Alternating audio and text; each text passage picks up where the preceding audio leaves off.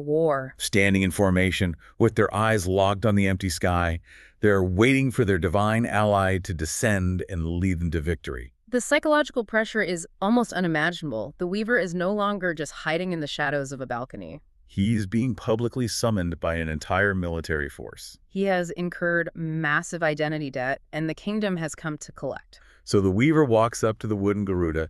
He has to mount it.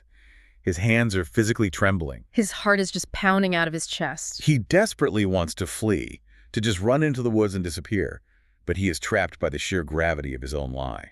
We are looking at the ultimate psychological breaking point. The lie has officially grown much larger than his courage. Yeah. He realizes, with horrifying clarity, that he holds the lives of an entire army in his totally unqualified hands. Because if he doesn't show up, the king's army men, who believe they are divinely protected, will be slaughtered. But if he does show up, he's just a man on a wooden bird against a real army with real arrows. Put yourself in that exact moment.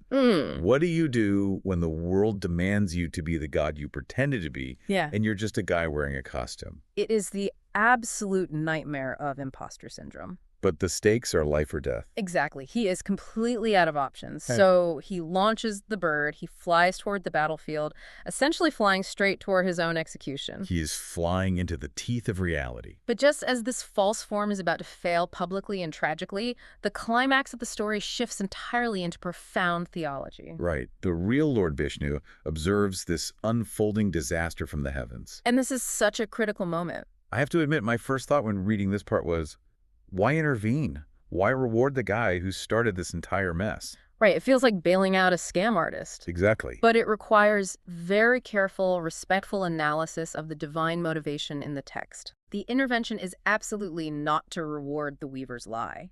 The divine is not validating the deception or giving the trickster a high five. So what is it about? What the Lord sees is the catastrophic collateral damage of a mortal's reckless deception. So it is about the victims of the lie, not the liar himself. Yes.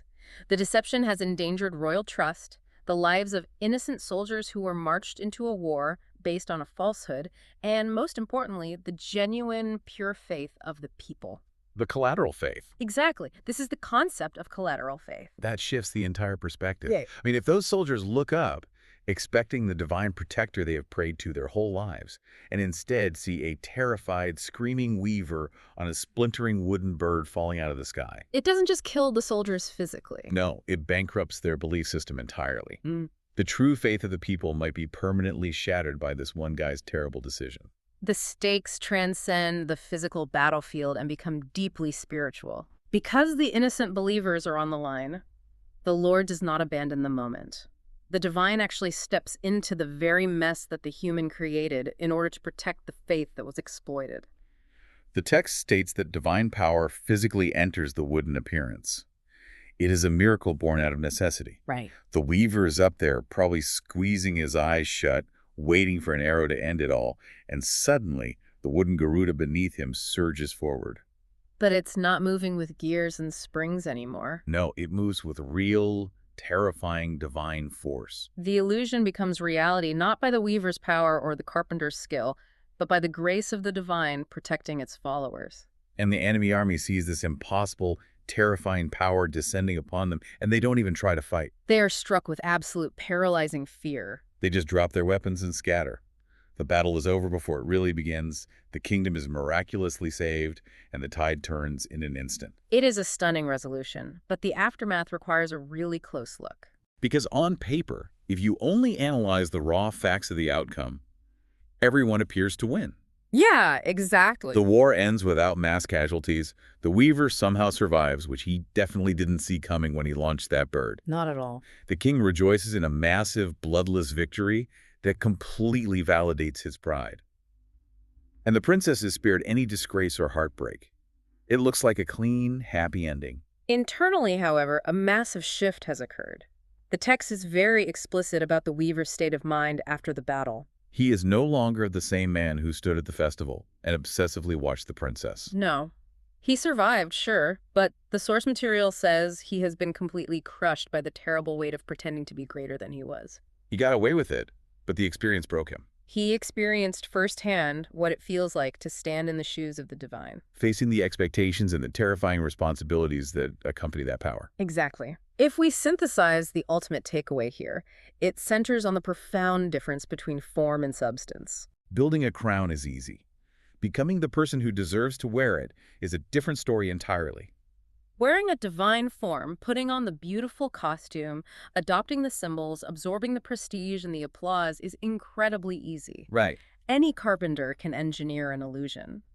But bearing divine responsibility, bearing the weight of the lives and faith of thousands of people, That is almost impossible for a mortal. it nearly destroyed him. It is a harsh warning about the things we summon into our lives. Yeah, Truth has a certain inevitability to it. it really does. It might wait patiently in the wings while you play dress-up. It might even let you enjoy the illusion, the prestige, and the balcony visits for a little while. But it eventually returns. And when it does, it demands that you back up every single claim you have made. You have to be ready to carry the actual weight of the reality you have tried to fake. And we see this dynamic constantly in modern society. Oh, all the time. We live in a culture that heavily incentivizes optimizing our image, projecting extreme confidence, and adopting the fake it till you make it mentality. It is the exact same mechanism behind massive corporate scandals in Silicon Valley. Right, like Theranos. Yes. You fake a revolutionary blood testing machine to get the funding and the magazine covers. You enjoy the prestige. But eventually, a real patient's life is on the line, and the world demands the machine to actually work. The lie outgrows the liar, and the collateral damage is immense. The danger of a fake persona isn't merely the personal risk of getting caught. The true danger is that other people build real lives, real strategies, and real faith on top of your illusion. When you inevitably fall, you don't just ruin yourself, you bankrupt everyone who invested in your mask. Exactly. We obviously aren't building wooden birds to trick ancient kings, but the core psychological trap is identical. We all craft personas. We project confidence we don't always feel. We wear different masks, whether it is the mask of the hyper-competent employee who never asks for help, the perfectly put-together parent, or the stoic partner who pretends they have everything under control. And the burden of those masks is that you can never safely remove them once people begin to rely on them. You become a prisoner of your own successful deception. Perpetually terrified of the moment, a crisis will demand the actual emotional maturity or skill of the person you have been pretending to be. So true. So, as you go about your routine today, I want to leave you with a final thought to mull over, drawing from the chilling lesson of the Weaver. It's a really important thing to consider. Look closely at the roles you step into and the expectations you actively manage. Are you living truthfully behind the roles you wear every day? Or are you carrying a disguise that might one day become just a little too heavy to hold? It is a vital question to ask yourself before the mask permanently becomes the face. Thank you so much for joining us on this deep dive. We will catch you next time.